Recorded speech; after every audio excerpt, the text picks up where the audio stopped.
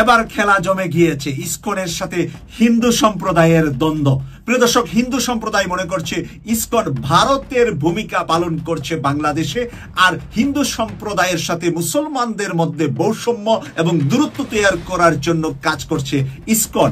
বারবার পাটকেল খাবা না, তাও রাষ্ট্রটার নাম কি? বাংলাদেশ। মানে ড্রাইভিং সিটে কে আছে? ডক্টর মোহাম্মদ ইউনূস। জাস্ট তিনটা চারটা মানে মারছে, 10 লক্ষ মানুষ অন্ধকারে আছে। কোন মেশিন ঢুকাইছে? এতদিন যাবত যেগুলো নিয়ে আলোচনা চলতো, মারবো বলতো, কিন্তু মারতো না। এবার গত বুধবার আমাদের উচ্চ আদালতে এমন একটা ঘটনা ঘটেছে যা বাংলাদেশে কেবল নয়, এই পৃথিবীতে এর আগে কখনো ঘটেছে কিনা সন্দেহ। তারা বলছে সংখ্যালঘু সম্প্রদায়, তার মানে হিন্দু সহ বাকিরা, তারা অনেক বেশি নিরাপত্তা পাচ্ছে আগের তুলনায়। তাহলে এই যে ভারত প্রচারণা চালাচ্ছে দেশে বিদেশে, বাংলাদেশ নামক রাষ্ট্রে প্রত্যাশিত যুগান্তকারী সংস্কার হতে যাচ্ছে ইনশাআল্লাহ।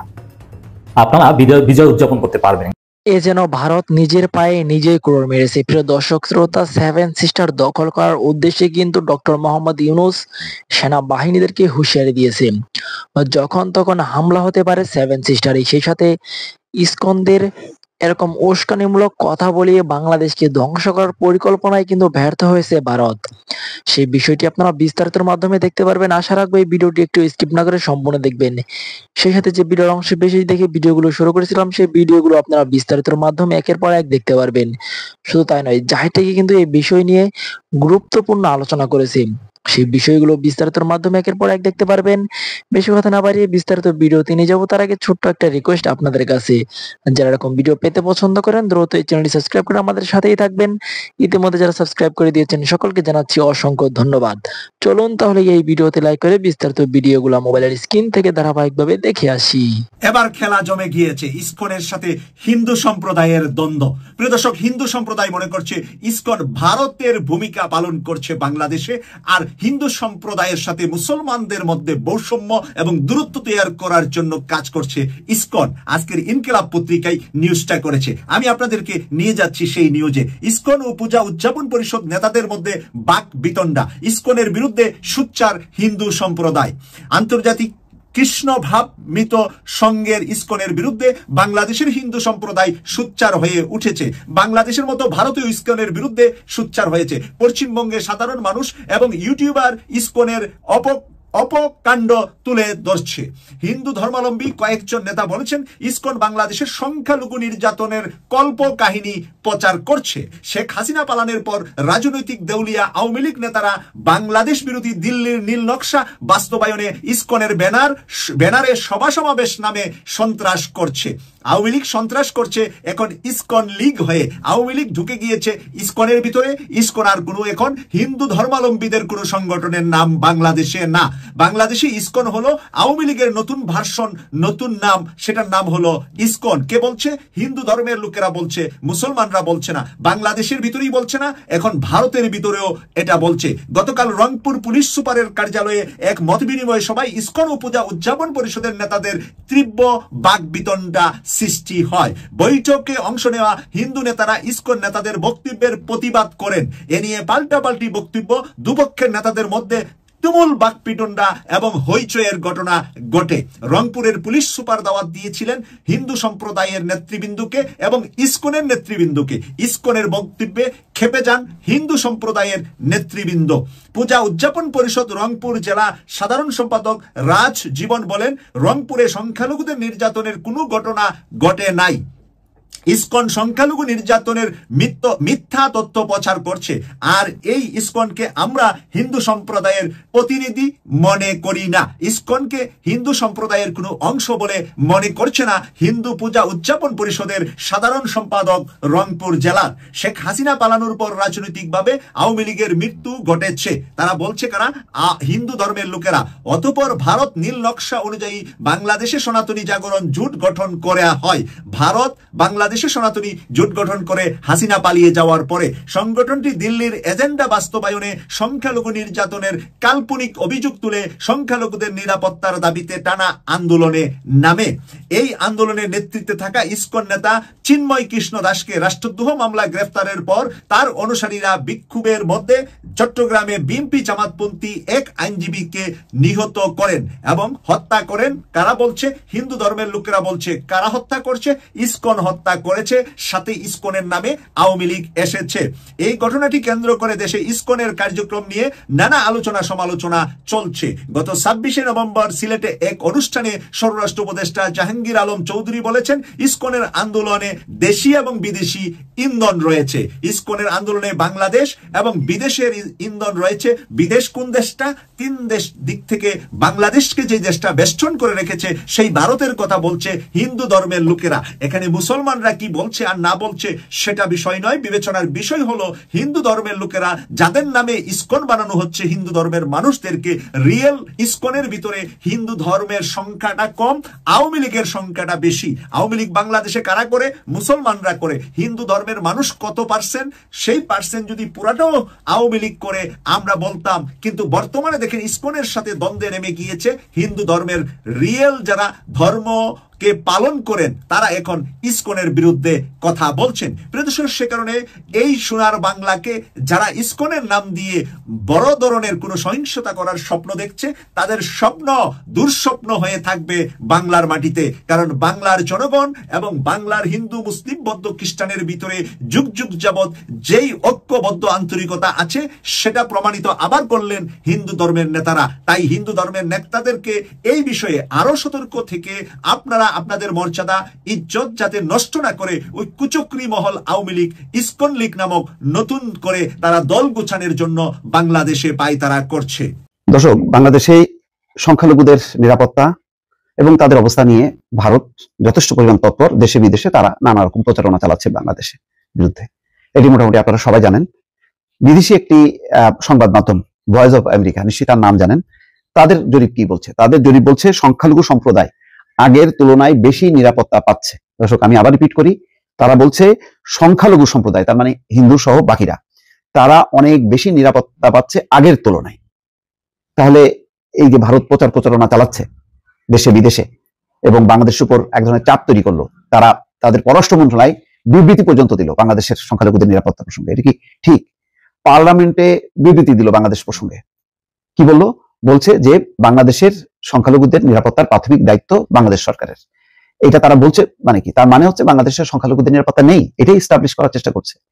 তারপরে আমেরিকায় যেই ভারতীয় বংশোদ্ভূত আমেরিকান তাদের যে সংগঠনগুলো, তারা রেডি হচ্ছে যে ট্রাম্প সরকারকে বলবে যে বাংলাদেশের সংখ্যালঘুদের নিরাপত্তা নেই। এই যে একটা হুজুগ তোলা মানে হচ্ছে বাংলাদেশকে বেকায়দায় ফেলা। এটার কোনো ভিত্তি আছে? ভয়েস অফ আমেরিকা তাদের জরিপ, এটা এমন না যে বাংলাদেশের কোনো মিডিয়া সংস্থা যে তারা ইনফ্লুয়েন্সড হবে। ভয়েস অফ আমেরিকা কি বাংলাদেশ সরকারের কথা চলে না, তাদের নিজস্ব একটা স্বতন্ত্র বৈশিষ্ট্য আছে। তো তারা জরিপ করে বলছে যে আগের তুলনায় তারা বেশি নিরাপত্তা পাচ্ছে। তাহলে কি বলবেন? এই তথ্যগুলি কি ভারত সরকারের নজরে আসবে? তারা কি এইটাকে রেফারেন্স হিসেবে ব্যবহার করবে? আমার ধারণা করবে না। তারা ইচ্ছাকৃতভাবে এই রেফারেন্স গুলো সামনে আনবে না।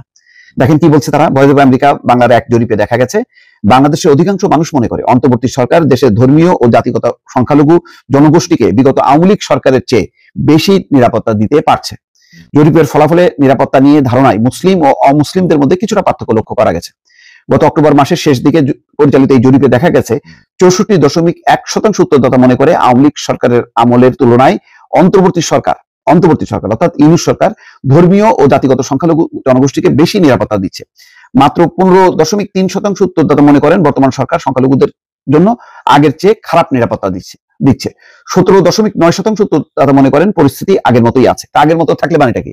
তার মানে আওয়ামী লীগ সরকারের মতন আছে, সেটাও তো একটা ভালো জিনিস। আওয়ামী লীগ তো মনে করে যে তাদের সময় সংখ্যালঘুরা নিরাপত্তা ছিল। তাহলে দেখেন, বিদেশি সংবাদ মাধ্যম তারা এটা বলেছে। আপনাদের নিশ্চয়ই মনে আছে এর আগে বিবিসি তারা অনেকগুলো জায়গার কথা বলেছে, অভিযোগ করেছে যে সেখানে সংখ্যালঘুদের উপর অত্যাচার হয়েছে, মন্দির আক্রমণ করা হয়েছে। তারা ফ্যাক্ট চেকের মাধ্যমে বলেছে যে না, এগুলি হলো সব জরিপ, মানে এগুলি সব হচ্ছে ভুয়া জরিপ, অর্থাৎ এই তথ্যগুলো সঠিক না। এটাও কিন্তু বিবিসি তাদের নিজস্ব তথ্য, তাদের নিজস্ব জরিপ দিয়ে তারা মানে চেক করে বলেছে, অর্থাৎ তন্ন করে তারা সে সমস্ত তথ্যপাত্র খুঁজে বের করে দেখেছে যে এই তথ্যগুলো একদম সম্পূর্ণ ভুয়া এবং একটা ভুল প্রচার। বিবিসি, ভয়েস অফ আমেরিকার কারোর সংবাদ, এইসব সংবাদ মাধ্যমের রেফারেন্স কিন্তু ভারত নিচ্ছে না, না নিয়ে কিন্তু তারা অব্যাহতভাবে প্রচার চালাচ্ছে। আওয়ামী লীগও চুপ করে বসে আছে। আওয়ামী লীগ কিন্তু এই মানে সুবিধা নিচ্ছে যে যত এগুলি প্রচার হবে তত বেশি বাংলাদেশ চাপের মধ্যে পড়বে, এইভাবেই চলছে কিন্তু। এবং ট্রাম্পকে দিয়ে একটা ভুল তারা বিবৃতি দিয়ালো নির্বাচনের আগে যে বাংলাদেশের সংখ্যালঘুদের উপর অত্যাচার হচ্ছে, এবং তিনি বলছেন যে তিনি যদি ক্ষমতায় থাকতেন তাহলে এমনটা হতো না। তো এগুলি আসলে দেখ, এটা ভালো হলো, ভয়েস অফ আমেরিকা তো আমেরিকা ভিত্তিক প্রতিষ্ঠান, এটা এখন তারাই দেখবে যে ঘটনা সত্য কি মিথ্যা। দর্শক, গত বুধবার আমাদের উচ্চ আদালতে এমন একটা ঘটনা ঘটেছে যা বাংলাদেশে কেবল নয়, এই পৃথিবীতে এর আগে কখনো ঘটেছে কিনা সন্দেহ। ঘটনাটা হলো, হাইকোর্টের একজন বিচারপতি আদালতে বসেছেন এবং তখন তাকে লক্ষ্য করে আইনজীবীরা ডিম ছুঁড়ে মেরেছে। এর আগে আমরা বহুবার দেখেছি যে আদালতে যখন শুনেছি, না নানা দেশে, বাংলাদেশে এবং অনেক দেশে শুনেছি আমরা, যে আদালতে বিচারকের রায়কে পছন্দ না হওয়ার কারণে বিক্ষুব্ধ আসামি তারা অনেকে জুতা ছুঁড়ে মারেন, অন্য কিছু ছুঁড়ে মারেন, কাগজপত্র ছুঁড়ে মারেন, অনেক কিছু হয়। সেটা কিন্তু আসামি পর্যায়ে হয়। কিন্তু একজন আইনজীবী যিনি নাকি প্রকারান্তরে সে আদালতেরই লোক, তারা একজন বিচারপতিকে, তার নিম্ন আদালতে নয়, উচ্চ আদালতে, হাইকোর্টে বিচারককে লক্ষ্য করে ডিম ছুঁড়ে মারবে, এমন ঘটনার কথা আমি কখনো শুনিনি। আপনারা শুনেছেন কিনা আমি জানি না, যদি কেউ শুনে থাকেন আপনারা জানাবেন প্লিজ। আমি জানতে চাই যে আদৌ এই ধরনের ঘটনা কখনো ঘটেছে কিনা। অপরাধটা কি? তার ছুঁড়ে মারার পেছনে যে অজুহাতটা, অপরাধ আমি বলবো না, যে অজুহাতটা তারা দিয়েছে সেটা কি? সেটা হলো, আজ থেকে প্রায় 8 বছর আগে 2016 সালে একটা মামলা ছিল। সেই মামলায় এই যে আদালতের দুজন বিচারক ছিল, তাদের মধ্যে যিনি সিনিয়র বিচারপতি ছিলেন, উনি একটা রায় দিয়েছিলেন। সেই 1600 সংশোধনী মামলার রায় ছিল সেটা। সেই মামলার রায়ে উনি মন্তব্যের জায়গায় বিএনপির প্রতিষ্ঠাতা সাবেক রাষ্ট্রপতি জিয়াউর রহমানকে নিয়ে কিছু মন্তব্য করেছিলেন, যে মন্তব্যগুলোকে এই ডিম ছুঁড়ে মারা আইনজীবীরা বলছেন যে জিয়াউর রহমানের প্রতি নাকি উনি কটূক্তি করেছেন। এই কথাকে অজুহাত হিসেবে দাঁড় করিয়ে তাকে ডিম ছুঁড়ে মারা হয়েছে। ঘটনা কিন্তু 2016 সালের। ভাবুন একবার।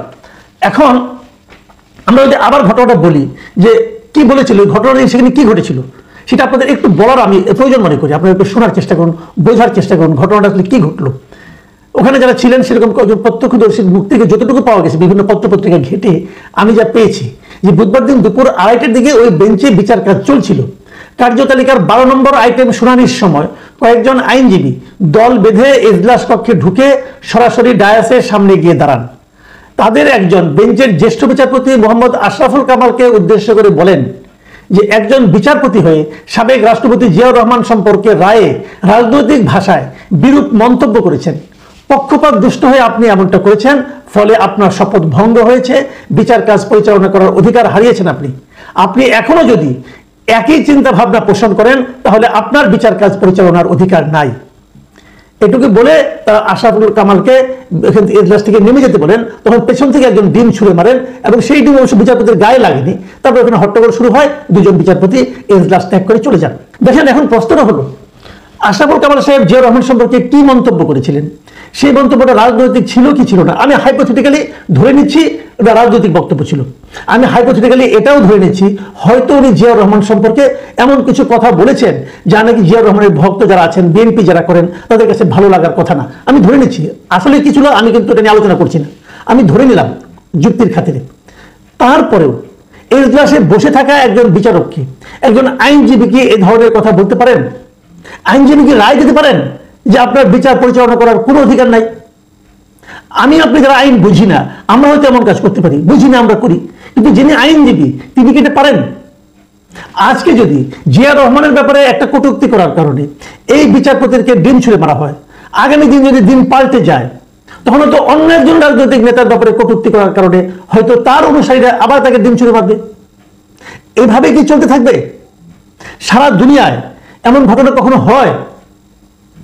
অনেক বিচারক যখন বিচারের রায় লিখেন, সেই রায়ে নানা ব্যক্তির সম্পর্কে নানা ধরনের মন্তব্য করতেই পারেন। আমরা কিন্তু বলেছিলাম, আপনারা মনে করার চেষ্টা করেন যে এসকে সিনহা প্রধান বিচারপতিকে আওয়ামী লীগ সরকার দেশ ছাড়া করেছিল কিন্তু, এবং সেখানে কেন, যে উনি একটা রায়ে বলেছিলেন, রায়ের মন্তব্য ঘরে ছিল যে জিনিসটা, সেটা হলো এই দেশটা উনি বলেছিলেন একক কোনো ব্যক্তি স্বাধীন করেনি, পুরো দেশের জনগণ স্বাধীন করেছিল। এটা কোনো একজন একক ব্যক্তির কন্যার খারাপ লেগেছিল, এই জন্য ওনাকে বলেছেন না, উনি ভাবতেন যে ওনার পিতাই বুঝে দেশটা একাই স্বাধীন করেছেন, উনি এরকম ভাবতেন। ওই ভাবনার প্রতিফলন ওই বিচারকের রায়ের মন্তব্যে ছিল না বলে, উল্টাটা ছিল বলে তাকে কিন্তু দেশ ত্যাগ করতে হয়েছিল, দেশ থেকে বের করে দেওয়া হয়েছিল। আপনারা আরেকটা কথা মনে করেন তো, এই সরকার পতনের কিছুদিন আগে এই ঢাকার মেয়র শেখ তাপস উনি কিন্তু দম্ভ করে বলেছিলেন, এই আদালত প্রাঙ্গণে বলেছিলেন একটা অনুষ্ঠানে, যে একজন প্রধান বিচারপতিকে আমরা নামিয়ে দিয়েছিলাম। সেই কথায় এই ব্যারিস্টার আমির এবং আরো কয়েকজন তারা কিন্তু একটা আদালত অবমাননার কথা বলেছিলেন। ওই সময় তৎকালীন প্রধান বিচারপতি বলেছিলেন এই বিষয়টা আমরা দেখবো। উনি দেখার আগে ওনার চাকরির মেয়াদ শেষ হয়ে গেছে। তারপর আরেকজন প্রধান বিচারপতি এসেছিলেন, তারাও দেখেন নাই। ওই মামলাটার এখন কি অবস্থা আপনারা কেউ জানেন? ওই আদালত অবমাননার কি হয়েছিল?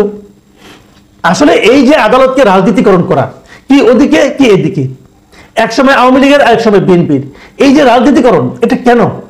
এই রাজনীতিকরণটা কিন্তু আমি মনে করি রাজনৈতিক দলগুলোর প্রশ্রয়ে হয়। আওয়ামী লীগ আমলে হয়েছিল শেখ হাসিনার প্রশ্রয়ে, যারা এই সমস্ত অন্যায় অবিচার করেছেন তাদের প্রমোশন হয়েছে।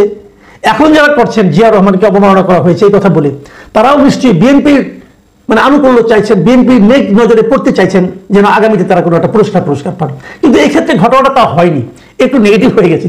নেগেটিভ হয়ে গেছে কেন? এই ঘটনা ঘটার পর প্রধান বিচারপতি নিজে একটা বিবৃতি দিয়েছেন, এবং সেই বিবৃতিতে তিনি কিন্তু অত্যন্ত কড়া ভাষায় লিখেছেন। তিনি বলেছেন যে বিচারপতিকে লক্ষ্য করে ডিম ছুঁড়ে মারার ঘটনা শুধু একজন বিচারকের উপর নয়, এটা পুরো বিচার বিভাগের উপর আঘাত।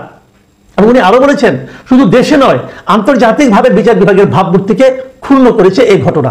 এবং এই কথার পর সুপ্রিম কোর্ট বার অ্যাসোসিয়েশন যেটা আছে, তার যিনি সভাপতি মাহবুবুদ্দিন খোকন সাহেব, উনি কিন্তু বিএনপির লোক, উনিও বলেছেন ওনারা তদন্ত করে দেখবেন, এবং তদন্তে যদি দোষী সাব্যস্ত হয় তার বার কাউন্সিলের যে রেজিস্ট্রেশন সেটা পর্যন্ত বাতিল হয়ে যেতে পারে। মানে একটা কঠোর পদক্ষেপ তারা নিচ্ছেন। এবং এটা আদালতের অন্যান্য যারা আইনজীবী আছেন কেউ কিন্তু এই ঘটনাকে সাপোর্ট করেননি। আমি একজন আইনজীবীর নাম বলি, ব্যারিস্টার জ্যোতির্ময় বড়ুয়া, উনি বলেছেন একটা সংবাদ মাধ্যমকে যে কেউ রাজনৈতিকভাবে অতিরিক্ত ক্ষমতাধর মনে করছেন নিজেকে। যে ঘটনাটি ঘটে গেল, যারা এটি করেছেন তাদের চিহ্নিত করে বিচারের আওতায় আনা জরুরি, উদাহরণ সৃষ্টি করার জন্য হলে ওটা করা উচিত। এবং তিনি আরো বলেছেন যে বিচার করতে গিয়ে তিনি কোনো রায়ে কি লিখেছেন সে কারণে যদি অপদস্থ হতে হয়, তাহলে কোনো বিচারকে স্বাধীনভাবে কাজ করতে পারবে না, মন্তব্য লিখতে পারবেন না। কথাটা কিন্তু গুরুত্বপূর্ণ, উনি ওনার মতো করে লিখেছেন। এবং সেখানে রাজনীতি না আসলে ভালো হতো, কিন্তু যদি এসে যায় তার বিচার তো এই আইনজীবীরা করতে পারে না। আইনজীবীরা কমপ্লেন করতে পারে, প্রধান বিচারপতি আসেন তার কাছে কমপ্লেন করতে পারেন, কিন্তু আপনাকে আইন নিজের হাতে নিয়ে নিজেই প্রয়োগ করার এখতিয়ারটা আপনাকে কে দিল? এবং আমি সন্তুষ্ট হয়েছি যে প্রধান বিচারপতির রিয়াকশনে এবং বার অ্যাসোসিয়েশনের যিনি সভাপতি মাহবুবুদ্দিন খোকন, ওনার যে বক্তব্য, এইগুলোতে আমি মনে করি যে এটা একটা বিচার ব্যবস্থাকে স্বাভাবিক রাখার জন্য এটা খুব গুরুত্বপূর্ণ। চিন্ময় কৃষ্ণ দাস এবং ইসকনকে নিয়ে ভারতের মিডিয়াতে, ভারতের পার্লামেন্টে অনেক ঘটনা ঘটেছে। সেটাও শুধু না, একটা বৈঠকের কথা আমরা জানি, জনাব মোদী তার পররাষ্ট্রমন্ত্রীর সাথে বৈঠক করেছেন বাংলাদেশ ইস্যুতে, এবং তার সাথে যুক্ত করতেই হবে শেখ হাসিনার একটা অফিসিয়াল বিবৃতি আমাদের সামনে এসছে। এটাও ভারতে ঘটা ঘটনা হিসাবে আমরা দেখবো এবং ভারতের আচরণ হিসাবেই দেখবো। প্রশ্ন হচ্ছে, ভারতের এত রকম কিছু করার আসলে কারণটা কি? তারা কি সরকারের বিরুদ্ধে একটা খুব কঠোর পরিস্থিতি তৈরি করতে চাইছে, একটা কঠোর অবস্থান বা পদক্ষেপ নিতে চাইছে? এই প্রশ্নগুলো আমাদের সামনে হাজির হবে। ভারতের মিডিয়াতে কি আলাপ হয়েছে, আমি গতকাল সারাদিন ভারতের বিভিন্ন টিভি চ্যানেল, পত্রপত্রিকাগুলোর এখন ইউটিউব আছে যেগুলোতে টক শো হচ্ছে প্রচুর, সেগুলো দেখার চেষ্টা করলাম, পত্রপত্রিকা পড়ার চেষ্টা করলাম, দেখলাম বাংলাদেশময় হয়ে আছে। এবং বাংলাদেশময় মানে হচ্ছে বলাই বাহুল্য, এগুলো হিন্দু সম্প্রদায়, ইসকন এবং চিন্ময় প্রভু তাকে নিয়ে। ওই জায়গায় যাওয়ার আগে কি কি বিষয় আলোচনা হয়েছে সেগুলো নিয়ে বলবো। তার আগে শেখ হাসিনার বিবৃতিটা একটু পড়তে চাই, এবং এটা একটা অফিসিয়াল বিবৃতি। তাদের অফিসিয়াল ফেসবুক পেজে বলা হচ্ছে এরকম হেডলাইন, আওয়ামী লীগ সভানেত্রী বঙ্গবন্ধু কন্যা শেখ হাসিনার বিবৃতি। এখানে আইনজীবী হত্যা করা নিয়ে তিনি শাস্তির আহ্বান জানিয়েছেন, এটুকু জানাতেই হয়। কত আইনের শাসন তিনি নিশ্চিত করেছেন আমাদের সব জানা আছে, সব মনে আছে। তারপর তিনি বলছেন, অসাংবিধানিক ক্ষমতা দখলকারী ইউনূস সরকার যদি সন্ত্রাসীদের শাস্তি দিতে ব্যর্থ হয় তাহলে মানবাধিকার লঙ্ঘনের নাকি তারও শাস্তি দেবেন। আচ্ছা, এরপর এর মধ্যে অনেক ব্যর্থতা, দাম কমাতে পারে নাই, শৃঙ্খলা ভালো নাই, ইত্যাদি ইত্যাদি, জীবনের নিরাপত্তা দিতে পারেনি, এগুলো বলেছেন। কিন্তু এরপর সনাতন ধর্মাবলম্বী সম্প্রদায়ের একজন শীর্ষ নেতাকে অন্যায়ভাবে গ্রেফতার করা হয়েছে, অবিলম্বে তাকে মুক্তি দিতে হবে। চট্টগ্রামে মন্দির পুড়িয়ে দেওয়া হয়েছে, ইতিপূর্বে মসজিদ, মাজার, গির্জা, মঠ এবং আহমদিয়া সম্প্রদায়ের ঘরবাড়ি আক্রমণ করে ভাঙচুর ও লুটপাট করে আগুনে পুড়িয়ে দেওয়া হয়েছে। সকল সম্প্রদায়ের মানুষের ধর্মীয় স্বাধীনতা ও জন্মালের নিরাপত্তা নিশ্চিত করতে হবে। তারপর তীব্র আওয়ামী লীগের লোকজনের উপর এটা সেটা হয়েছে বলে তিনি আওয়াজ তুলছেন। এটা হচ্ছে তার অফিসিয়াল বিবৃতি, যেখানে তিনি ইসকনের ওই নেতা, ইসকন মানে বহিষ্কৃত, এটা নিয়েও আবার কনফিউশন আছে, বহিষ্কৃত একটা খেলা হচ্ছে, সেটাও সঠিক কি বেঠিক এটা নিয়েও নানান আলাপ তর্ক আছে। ভারতের মিডিয়ার আলোচনা এবং ভারতের মিডিয়াতে শেখ হাসিনা যে অফিসিয়ালি স্টেটমেন্ট দিয়েছে এই কথাটাও বলা হয়েছে যে তাদের সেই নেতার বিরুদ্ধে শেখ হাসিনা মানে গ্রেফতারের বিরুদ্ধে নিন্দা করে শেখ হাসিনা স্টেটমেন্ট এটা ফলাও করে বেশ কয়েকটা জায়গায় আমি বলতে শুনেছি। কি কি ছিল? বাংলাদেশকে যতভাবে নেগেটিভলি পোর্ট্রে করা যায় সব এলিমেন্ট ওখানে ছিল। ইসকনকে নিষিদ্ধ চাওয়া হচ্ছে, হাসনাত আবদুল্লাহ সমন্বয়কদের একজন, তার বক্তব্য প্রচার করা হচ্ছে। নট অনলি দ্যাট, আমাদের অ্যাটর্নি জেনারেল ইসকনকে নিয়ে কি বলেছেন সেটার আলাপ এসছে, সেটা দেখানোর চেষ্টা করা হচ্ছে, এগুলো মিথ্যে অভিযোগ বলে বলা হচ্ছে। একটা মিছিলের ছবি বিভিন্ন জায়গায় বিভিন্ন চ্যানেলে দেখানো হয়েছে, যেখানে বলতে শোনা যায় যে একটা দুটো ইসকন ধরে ধরে জবাই কর, এই ধরনের ভিডিওটা যেটা দেখিয়েছেন সেখানে এটা শোনা যায়। অনেকগুলো চ্যানেলে এটা শোনানো হয়েছে এবং আমি ব্যক্তিগতভাবে মনে করি মিছিলের বক্তব্য বা স্লোগানকে খুব গুরুত্ব দিয়ে ধরা যাবে না বলে কেউ কেউ বলছেন, কিন্তু আমি মনে করি মিছিলের বক্তব্যগুলোকে আসলে ধর্তব্যের মধ্যে নেওয়া উচিত এবং মিছিলে সবকিছু বলে ফেলা ঠিকও না, এটা একেবারে শিওর। কারণ আমরা শাহবাগের সেই গণজাগরণ মঞ্চের কথা বলতে পারি, যখন ফাঁসি ফাঁসি ফাঁসি চাই বলা হচ্ছিল স্লোগানে, এটাকে যে স্লোগান হিসেবে দেখা হয়নি, আমরা এটাকে এভাবেই তখন ইন্টারপ্রিট করেছিলাম রাইটলি অনেকেই, যেটা চাপিয়ে দেয় দেশের বিচার ব্যবস্থার বাইরে। যদিও ফাঁসি চাওয়াই যায়, আমরা স্লোগান এগুলো ব্যবহার করি, কিন্তু এগুলোর ব্যাপারে একটু সতর্ক থাকা দরকার। তো এই ধরনের স্লোগান না হওয়াই উচিত। আর কি হয়েছে? আর হয়েছে জনাব চিন্ময় কৃষ্ণ মহাপ্রভুকে তারা ইসকনের নেতা হিসাবে, ইসকনের মঙ্ক হিসাবে, ইসকনের গুরু হিসাবে মানে সামনে আনতে চাইছেন এবং ন্যারেটিভটা খুব সিম্পল। কেন ইসকন? কারণ তাদের হিসাবে ইসকন কোনো রকম কোনো জঙ্গি বা এক্সট্রিমিস্ট সংগঠন নয়, রাদার তারা একটা সেবাদানকারী প্রতিষ্ঠান। ইসকন মানুষজনকে খাওয়ায় এবং পৃথিবীর দ্বিতীয় সর্বোচ্চ সম্ভবত চ্যারিটেবল খাবারের, ওখানেই শুনলাম কোনো একটা জায়গায়, সরবরাহকারী তারা। শুধু সেটা না, তাদের স্কুল আছে, তাদের বিভিন্ন শিক্ষা প্রতিষ্ঠান আছে, তাদের উপাসনালয় আছে, তারা বিভিন্ন দুর্যোগে মানুষের পাশে দাঁড়ায়। তারা ভারতের বিভিন্ন দুর্যোগের উদাহরণ দিয়ে দেখাচ্ছেন এখানে ইসকন কাজ করে। সো এইরকম একটা মহৎ সংগঠনের একজন মঙ্ককে শুধুমাত্র হিন্দুদের স্বার্থ রক্ষার কথা বলার জন্য গ্রেফতার করা হয়েছে। That is their narrative. এটা ক্রমাগত বলার চেষ্টা করেছে এবং আমি গতকাল একটা ভিডিওতে বলেছি এবং আমি আবারও বলতে চাই, বাংলাদেশের ইসকনকে এটা ক্ল্যারিফাই করতে হবে, যেহেতু তারা অলরেডি বলেছেন যে জনাব চিন্ময় বহিষ্কৃত হয়েছেন এবং একটা শিশু যৌন নির্যাতনের অভিযোগে তাদেরকে বলতে হবে। এবং ভারতের এই যে যাবতীয় ডিসইনফরমেশন তারা ভারত ছড়াচ্ছে সমানে, সেটার প্রতিবাদ একজন বাংলাদেশী হিসাবে করতে হবে। ইসকন বাংলাদেশের সদস্যরা বাংলাদেশি মানুষ, তার রাষ্ট্রের ক্ষতি হচ্ছে, তার রাষ্ট্রের ইমেজ নষ্ট করার চেষ্টা হচ্ছে। এটা আমরা যেমন বলছি, ইসকন যদি এই দেশকে ওন করে তাদেরকে ওই কাজটা করতে হবে। You must do that. কিন্তু এটা ক্রমাগত মানে ইসকন হিসাবেই সামনে আনা হচ্ছে এবং ইসকন নিয়ে নানান কথাবার্তা বলা হচ্ছে, এই ঢালটা ব্যবহার করার চেষ্টা করা হচ্ছে। সুতরাং আমরা এটা নিয়ে খেয়াল করব। আর কি হয়েছে? আমেরিকাকে গালিগালাজ করা হচ্ছে। আমি দেখলাম অনেকগুলো চ্যানেল আমেরিকা মানবাধিকার নিয়ে খুব কথা বলে, বিশেষ করে বাইডেন প্রশাসন তো বলেই এবং ডক্টর ইউনুসের সাথে এখন খাতির আছে বলেই কি তারা কিছু বলছে না, তারা তো এর উপরে কঠোর ব্যবস্থা নেওয়া দরকার। কেউ আবার ইন্ডিয়ান ডায়াসপোরা যারা আমেরিকাতে আছে তারা কেউ স্যাংশনের আলাপ তুলছেন, সেই কথাবার্তা বলছেন। এবং কিছুদিন আগে আমি একটা ভিডিওতে দেখিয়েছিলাম আপনাদেরকে, রীতিমতো পিটিআই ওই নিউজ করেছিল যে একজন ইন্ডিয়ান আমেরিকান ডাক্তার বাংলাদেশের বিরুদ্ধে স্যাংশনের প্রস্তুতি নেওয়া শুরু করছেন, যদি ট্রাম্প যখন ক্ষমতার বিরুদ্ধে গার্মেন্টে স্যাংশন দেওয়া হবে ইত্যাদি ইত্যাদি তারা বলছেন। ভারতের পার্লামেন্টে রাজ্যসভা তাদের উচ্চকক্ষে আলাপ এসেছিল, একজন দুজন এমপি বাংলাদেশে যা ঘটছে সেটার ব্যাপারে ব্যাখ্যা চাইছিলেন। তখন তাদের উপপররাষ্ট্রমন্ত্রী যিনি আছেন তিনি বলেছেন যে এই উদ্বেগের কথা তারা জানিয়েছেন, বাংলাদেশে বিভিন্ন ক্ষেত্রে যা যা সমস্যা হচ্ছে সেটা নিয়ে বাংলাদেশ সরকারকে ব্যবস্থা নিতে বলেছেন, তাদের উদ্বেগ জানিয়েছেন, কিন্তু এই দায়িত্ব প্রাইমারিলি বাংলাদেশ সরকারের। কিন্তু মজার ব্যাপার, এইটা নিয়েও বিভিন্ন মিডিয়াতে সরকারকে বা পার্লামেন্ট সদস্যদেরকে তুলোধনা করা হচ্ছে। তুলোধনা 2-3টায় আমি দেখলাম, তাদের বক্তব্য হচ্ছে এরকম যে এটা সর্বদলীয় একটা রেজলিউশন নেওয়া উচিত ছিল, বাংলাদেশকে কঠোর নিন্দা জানিয়ে রেজলিউশন নেওয়া দরকার ছিল, সেটা নেয় নাই এবং তারা হিন্দুদের ব্যাপারে যথেষ্ট সিরিয়াস না এটা বলেও স্ট্রংলি কন্ডেম করছেন কেউ। আবার কেউ এমনও বলছেন যে শুধুমাত্র সব নিন্দা বা বক্তব্য দিলে হবে না, অন্তত 2টো চ্যানেল আমি দেখেছি বাংলাদেশের বিরুদ্ধে আর কি করা যেতে পারে। এর মধ্যে বাংলাদেশের বিরুদ্ধে ভারত তার লেভারেজ কি আছে, কি বিষয় দিয়ে বাংলাদেশের উপরে চাপ তৈরি করতে পারে সেসব আলোচনা এসছে। বাংলাদেশের উপরে স্যাংশন দেওয়া যায় কিনা আমি দেখলাম, হ্যাঁ কেউ বলছেন স্যাংশন দেওয়া যায় এবং রীতিমতো বের করা হয়ে গেছে আমাদের ট্রেড কত, আমরা কত 13-14-15 বিলিয়ন ডলার ইম্পোর্ট করি, আমরা মাত্র $1.5 বিলিয়ন বাংলাদেশ থেকে এক্সপোর্ট হয়। সুতরাং যদি ঝামেলা করে $1.5 বিলিয়ন হলে নাই, হিসাব দেখাচ্ছেন বসে এবং কোনখানে স্যাংশন দেওয়া হবে সেই আলাপও তুলেছেন। একজন দেখলাম বলছেন যে বাংলাদেশে তার গুরুত্বপূর্ণ একটা র ম্যাটেরিয়াল ইন্ডিয়া থেকে নেয়, সেটা হচ্ছে কটন, আমাদের গার্মেন্টস ফ্যাক্টরি খুব সিরিয়াসলি এটার উপরে ডিপেন্ডেন্ট, $2 বিলিয়ন মতো কটন এখান থেকে ভারত থেকে বাংলাদেশে যায়, সেটা যদি বন্ধ করে দেয় বাংলাদেশের গার্মেন্ট ওনার ইন্ডাস্ট্রি 12টা বেজে যাবে, বাংলাদেশ তখন চাপে পড়ে অনেক কিছু করতে হবে।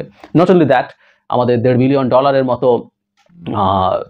পরিশোধিত পেট্রোলিয়াম পণ্য আমরা ভারত থেকে আনি, সেগুলো বন্ধ করে দেওয়ার কথা ভাবা যেতে পারে। আমার মনে পড়ে বাংলাদেশ যখন ভারত থেকে এটা ইম্পোর্ট করার চুক্তি করে, পাইপলাইন করে বা অন্যান্য ক্ষেত্রে চুক্তি করে, তখন আমার একটা ফেসবুকে একটা স্টেটাসে লিখেছিলাম, তখন আমার ইউটিউব ছিল না, থাকলে সেখানেই কথা বলতাম। তো স্টেটাসে লিখেছিলাম এটা একটা খুব ভুল সিদ্ধান্ত হচ্ছে, বাজে সিদ্ধান্ত হচ্ছে, ভুল না, ওটা জেনে শুনেই করেছে, বাজে সিদ্ধান্ত হচ্ছে। কারণ ভারতের উপরে আমাদের পেট্রোলিয়াম টাইপের খুবই স্ট্র্যাটেজিক পণ্য নিয়ে খুব বড় ডিপেন্ডেন্স ভালো কিছু না, এমনকি আমাদের বিদ্যুতেও এই কাজটা অনেকটুকু হয়েছিল, আমাদের এই ব্যাপারে সতর্ক থাকা দরকার। যাই হোক, এই কথাবার্তাগুলো সমানে এসছে। আবার কেউ কেউ বলছেন যে স্যাংশন এত সহজেই দিয়ে দেওয়া যায় না, এখানে অনেকগুলো আন্তর্জাতিক রীতিনীতি আছে, ব্যবসায়িক চুক্তির প্রশ্ন আছে, এইসব আলাপ তারা সমানে করছেন। কিন্তু যেটা বুঝলাম তাদের যে টোন, সেই টোনটা ভয়ঙ্কর ছিল এবং সেটার একটা নির্দিষ্ট উদ্দেশ্য আছে বলে আমি মনে করি। টকশোগুলোতে কোনোটাতে বাংলাদেশের কাউকে ডাকা হয়েছিল, 2-1 সাংবাদিককে, এবং তাদের 4-5 জনের মাঝখানে বাংলাদেশের একজন, এবং বাংলাদেশের যিনি থাকেন তাকে সাধারণত খুব বেশি কথা বলতে দেওয়া হচ্ছিল না। মানে আমার 71 টিভি মনে হচ্ছিল, ডাকা হচ্ছে কিন্তু কথা বলতে দেওয়া হচ্ছে না। অ্যাঙ্কার সহ সবাই, অ্যাঙ্কারও 71 টিভির অ্যাঙ্কারদের মতো, একেবারে প্রায় সব ক্ষেত্রে অলমোস্ট কোনো ডিফারেন্স নাই। সো এই ধরনের প্রোপাগান্ডা ভারত সরকার চালাচ্ছে, ভারতের মিডিয়াগুলো চালাচ্ছে, এবং ভারতের মিডিয়াগুলোকে আমরা হাতে গোনা 2-1 এক্সেপশন বাদে এগুলো সবগুলো আসলে গদি মিডিয়া, ভারতের মেইন স্ট্রিম। আমি আবারও বলি, আমি যত কথা বললাম এগুলো কোনোটা রিপাবলিকের কথা বলি না, ময়ূক বা অর্ণব কি বলছেন, অর্ণব গোস্বামী, আমি সেটাও দেখার চেষ্টা করলাম, কিন্তু ওগুলোকে ছাড় দিয়ে বলছি, বাকি একেবারে আমরা যত মিডিয়াগুলোকে ভারতের প্রতিষ্ঠিত হিসাবে চিনি, সবাই একই ঢঙে একই উত্তেজনাকর ভঙ্গিতে কথা বলছেন। এটা খুব জরুরি। আপনারা যে কেউ যে কোনো একটা খুলে দেখুন, যে কোনো জায়গা থেকে দেখবেন কি ধরনের কি ঢঙে তারা কথা বলছেন। আমরা এটা ধারণা করতে পারি, এটা খুব ভয়ঙ্কর আমার কাছে মনে হচ্ছে, কারণ তারা চাইছেন তাদের যে ডোমেস্টিক অডিয়েন্স আছে, ভারতের লোকজনকে, ভারতের হিন্দু সম্প্রদায়, ওদের হিন্দু সম্প্রদায়ের মানুষই প্রধান, তাদের মধ্যে এই ন্যারেটিভ তারা এস্টাবলিশ করার চেষ্টা করছেন যে বাংলাদেশে হিন্দু সম্প্রদায়ের উপরে কি ভয়ঙ্কর অত্যাচার নির্যাতন হচ্ছে, বাড়িঘরে আগুন নাকি এখনো জ্বালানো হচ্ছে, হত্যা হচ্ছে, অনেক নারীকে নাকি ধর্ষণ করা হচ্ছে এখনো, এভাবে, মানে আগে তো হয়েছেই, এখনো হচ্ছে, এই ধরনের অভিযোগ। আমি মনে করতে পারি না, বাংলাদেশে কিছু আক্রমণের কথা আমরা জানি, কিন্তু বাংলাদেশে কোনো হিন্দু সম্প্রদায়ের মানুষ ধর্ষণের অভিযোগ করেছেন 5 আগস্টের পর, আমি আমার চোখে অন্তত পড়িনি। কিন্তু এসব অভিযোগও খুব স্পষ্টভাবে করছেন অনেকগুলো মিডিয়াতে। সো আমরা বুঝতে পারি অনেক হামলার তুলনায় ধর্ষণের একটা আলাদা ইম্প্যাক্ট আছে, সেটাও আনা হচ্ছে, মানে ভারতের লোকজনকে খেপিয়ে তোলা হচ্ছে, যাতে ভারতের লোকজন সরকারের উপরে চাপ তৈরি করে বাংলাদেশের প্রতি আরো টাফ হওয়ার জন্য। এটা খুব স্পষ্টভাবে গতকাল দেখা গেল, কোনো সন্দেহ নেই। এবং শুরুতে যে কথাটা বলেছিলাম যে শেখ হাসিনার ফর্মাল স্টেটমেন্ট, আমরা খেয়াল করবো শেখ হাসিনা কতগুলো ফোন কল লিক করাচ্ছেন, ইচ্ছে করে ছাড়তে বলছেন, রেকর্ড করিয়ে, সেটার একটা ডাইমেনশন আছে যে তার কাছে তো ফোন টোন আছে, উনি কথা বলে ছেড়ে দিয়েছেন, আমরা কিছু জানি না, কিন্তু উনি অনেকদিন পর আবার একটা অফিসিয়াল স্টেটমেন্ট দিলেন, যেখানে ওই নেতাকে, চিন্ময়কে গ্রেফতার করা নিয়ে তিনি কঠোর ভাষায় বর্তমান সরকারের সমালোচনা করেছেন। সুতরাং এটাও ভারতের একটা মেসেজ, কারণ ডক্টর ইউনূস খুব স্পষ্টভাবে রিপিটেডলি বলেছেন, আগে পিটিআইকে বলেছেন, পরবর্তীতে আরো মিডিয়া যেমন আল জাজিরার সাথেও বলেছেন, উনি চান না কখনোই শেখ হাসিনা ভারতে থাকতে পারেন, তাকে ডাকার আগ পর্যন্ত, কিন্তু তিনি বসে বসে এই ধরনের স্টেটমেন্ট দেবেন এবং বাংলাদেশে অশান্তি সৃষ্টির চেষ্টা করবেন, সেটা পছন্দ করবেন না। কিন্তু শেখ হাসিনা এবার একটা অফিসিয়াল স্টেটমেন্ট দিয়েছে তাদের ভেরিফাইড ফেসবুক পেজে, তার মানে এটা জেনুইনলি একটা অফিসিয়াল স্টেটমেন্ট, এবং ভারতও আসলে ডক্টর ইউনূস ওই কথাটাকে অবাধ্য করে তাকে পাল্টা কিছু দেখানোর জন্য এই কাজটা করেছে। তো এটাকে আমরা ওটার সাথে মিলিয়ে দেখবো। তো সার্বিকভাবে ভারতের ভেতরে, ভারতের অভ্যন্তরে একটা ন্যারেটিভ তৈরি করার চেষ্টা করা হচ্ছে, এটা আমাদের সতর্কভাবে দেখা দরকার। এবং এই মুহূর্তে আমরা বিশ্বাস করি, আশা করি আমাদের নিজেদের মধ্যকার ঐক্য, সলিডারিটি থাকা খুব জরুরি। এর মধ্যেই বিএনপি সরকারের সাথে দেখা করেছে, জামায়াত দেখা করেছে, সবাই ঐক্যের কথা বলছে, এবং সরকারের দিক থেকেই আসলে এই চেষ্টাগুলো ক্রমাগত হয়ে যেতে হবে। এটা শুধুমাত্র সংকটের সময় না, যে কোনো সময় আমাদের একটা নির্বাচনের মাধ্যমে একটা ট্রু গণতান্ত্রিক সরকার প্রতিষ্ঠিত হওয়ার আগ পর্যন্ত সরকার এবং এই দেশের সব মানুষ, রাজনৈতিক দল, রাজনৈতিক শক্তি, ছাত্ররা সবাই মিলে একটা কম্বাইন্ড ঐক্যের জায়গা তৈরি করবেন, যাতে ভারত চেষ্টা করলে এই ধরনের ষড়যন্ত্র সহজে সফল না হয়। আমাদেরকে খুব অ্যালার্ট থাকতে হবে। আমরা কেউ পাত্তা দিই না, ভারতের তো গদি মিডিয়া বললে কি আসে যায়, ও বললে কি আসে যায়, এত ছোট করে দেখার কিছু নাই। একটা জায়গায় যখন ক্রমাগত একই প্রোপাগান্ডা চলতে থাকে এবং ভারতের মিডিয়া, মানে গ্লোবাল যেসব মিডিয়া আছে, তারা যদি ভারতের মিডিয়া ফলো করে, তাদের কাছে এই পারসেপশন হওয়া খুব স্বাভাবিক। তার চেয়ে জরুরি কথা, আগেই যেটা বলেছি এটা বলেই শেষ করব, যে তারা অভ্যন্তরীণভাবে যদি ভারতের তীব্র চাপ তৈরি হয়, রাজনৈতিক দলগুলো তো আছেই, বিজেপি পশ্চিমবঙ্গে মিছিল টিছিল করেছে, বিভিন্ন জায়গায় তারা রিপোর্টে, জম্মু কাশ্মীরে হয়েছে, আরো বিভিন্ন জায়গায় হিন্দুদের সাথে সলিডারিটি দেখিয়ে। সো এই চাপ যদি সরকারের উপরে তৈরি হয়, বা সরকার হয়তো বা এই চাপ তৈরি করাতেই চাইছে, তারা বাংলাদেশ সরকারের উপরে, বাংলাদেশের উপরে কোনো টাফ সিদ্ধান্ত নেওয়ার প্রেক্ষাপট তৈরি করছে। আমাদের সতর্ক থাকা দরকার এবং আমাদের কমিউনিকেট করা দরকার। তারা যা যা বলছে, আমি আশা করি আমাদের সরকারের প্রধান উপদেষ্টা প্রেস উইং বিশেষ করে ডিসইনফরমেশনগুলো ঠিকঠাক মতো ডিবাঙ্ক করবেন। রয়টার্সের ক্ষেত্রে খুব চমৎকারভাবে করেছেন, কিন্তু এই যে চিন্ময় যে আদৌ ইসকনের সদস্য নন, এবং সবচেয়ে জরুরি কথা, তিনি কেন বহিষ্কৃত হয়েছিলেন, একজন শিশু যৌন নির্যাতক নিপীড়ক বাংলাদেশের হিন্দু সম্প্রদায় নেতৃত্ব দিচ্ছেন, এই তথ্যগুলো যথেষ্ট বেশি পরিমাণে ভারতের মিডিয়ার কাছে পৌঁছে দেওয়া বা এই কমিউনিকেট করার চেষ্টা করা, বা বাংলাদেশ থেকে যারা ওইসব মিডিয়ার সাথে আলোচনায় কানেক্টেড হচ্ছেন তারা এই ব্যাপারগুলো এনে যতটুকু সম্ভব নিয়ে যাওয়া, এগুলোই আমাদের করার আছে। তারপর আমরা যদি একত্রে থাকি, আশা করি আমাদের উপরে খুব টাফ কিছু তারা করে উঠতে পারবে না। প্রিয় দেশবাসী, শুরু থেকে শেষ পর্যন্ত যারা এই ভিডিওটি দেখেছেন সকলকে জানাই অসংখ্য অসংখ্য ধন্যবাদ। যারা এরকম নিউজ ভিডিও পেতে পছন্দ করেন তারা অবশ্যই এই চ্যানেলটি সাবস্ক্রাইব করে পাশে থাকা বেল আইকনটি বাজিয়ে দিবেন। যারা এখন এই ভিডিওটি শেয়ার করেননি, এই ভিডিওটি দ্রুত শেয়ার করে সকলকে দেখার সুযোগ করে দিন। আজকের মতন এই পর্যন্ত, দেখা হচ্ছে পরবর্তী কোনো ভিডিও নিয়ে ইনশাল্লাহ।